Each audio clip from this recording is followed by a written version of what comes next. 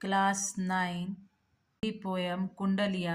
कवि गिरिधर कविराय। नदी में गुण बहुत है सदा राखिए संग, घरी नदी नारी जहाँ तहाँ बचावे अंग।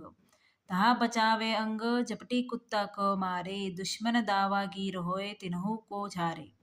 कह गिरिधर कविराय सुनो हो दूर के बाठी, सब हथियारन छाड़ी हाथ मज मह लीजे लाठी। कविराय ने लाठी के गुणों की ओर संकेत करते उसकी उपयुक्तता पर प्रकाश डाला है।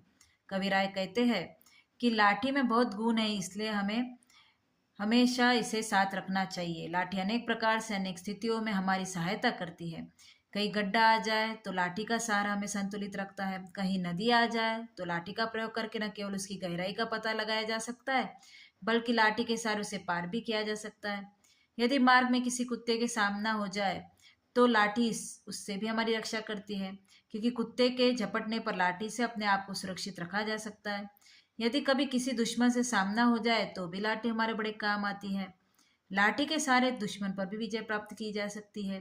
गिरिधर कविराय कहते हैं कि धूल भरे मार्ग में यात्रा करने वाले यात्री मेरी बात ध्यान से सुनो।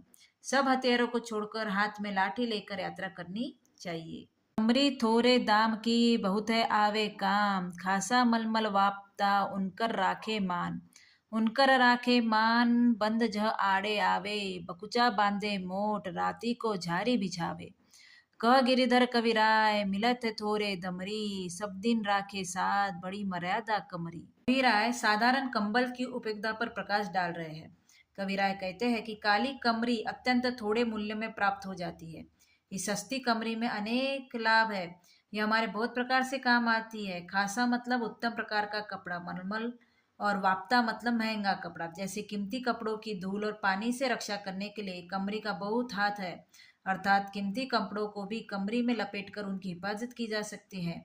उन कपड़ों की गठरी बनाई जा सकती है। यह नहीं, रात पड़ने पर कमरी को झाड़कर बिछाया भी जा सकता है तथा उस पर आराम से सोया भी जा सकता है। गिरिधर कविराय कहते कि इतनी उपयोगी कमरी बहुत कम दामों में उपलब्ध हो जाती है, अतः कमरी को सदैव अपने साथ रखना चाहिए।